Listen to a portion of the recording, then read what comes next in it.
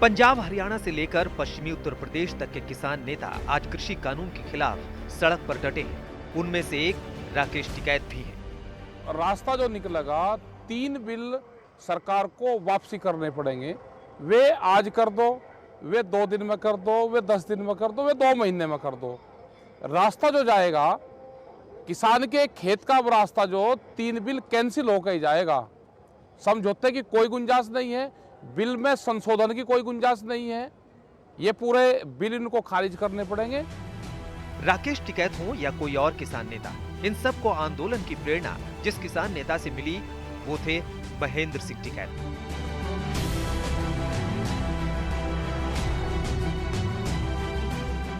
राकेश टिकैत के पिता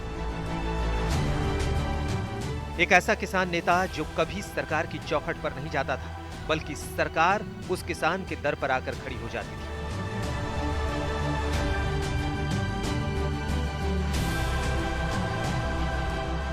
पिता से मिली उसी किसान विरासत को लेकर राकेश टिकैत आज किसान आंदोलनों के एक अगुवा बने हुए हैं। हमने कहा कि एमएसपी से नीचे खरीदना हो वो कानून बन जाए।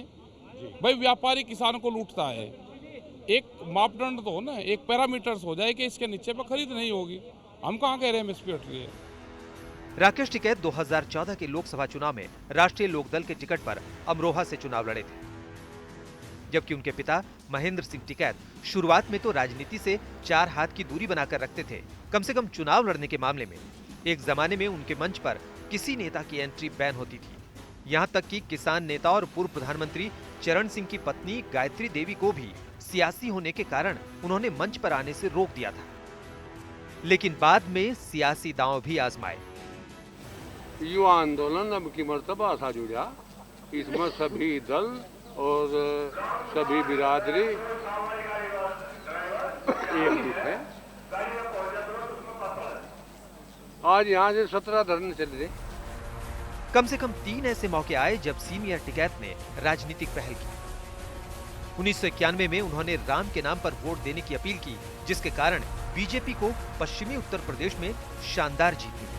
1996 में टिकैत ने अजीत सिंह पर दांव लगाया और दूसरा सियासी प्रयोग किया भारतीय किसान कामगार पार्टी बनाकर, जिसको विधानसभा में 8 सीटें मिली थी। तीसरी बार अपने किसान यूनियन के राजनीतिक विंग के रूप में भारतीय किसान पार्टी बनाई, लेकिन उनकी राजनीतिक पूंजी कभी खास फायदा नहीं दे पाई। हाँ, किसानों वाली खनक ऐसी थी कि दिल्ली दरबार उनके तेवर से कांप जाता था।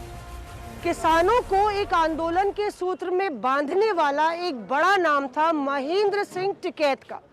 टिकैत एक ऐसे किसान नेता थे जो सीधे प्रधानमंत्री से ये पूछने की जुर्रत कर सकते थे कि क्या उन्होंने वाकई में रिश्वत ली है।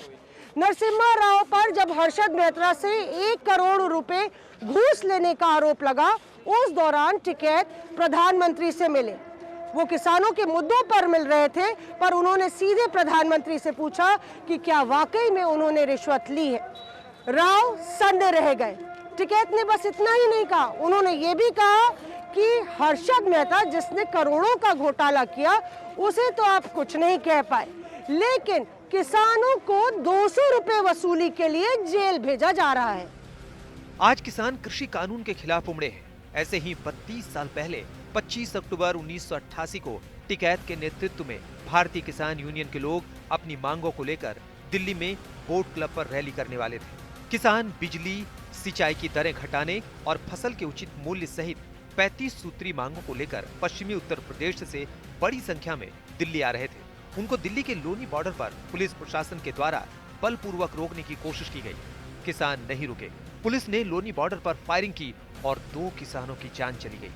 पुलिस की गोली लगने से कुटबी के राजेंद्र सिंह और टिटौली के भूप सिंह की मौत हो गई थी। इसके बावजूद किसान दिल्ली पहुंचे थे। तत्कालीन राजीव गांधी सरकार ने पहले तो दबाना चाहा, लेकिन किसानों का तेवर देखकर उन्हें खुद बात करनी पड़ी थी। दिल्ली में मौसमी सिंह के साथ आज तक ब्यूरो।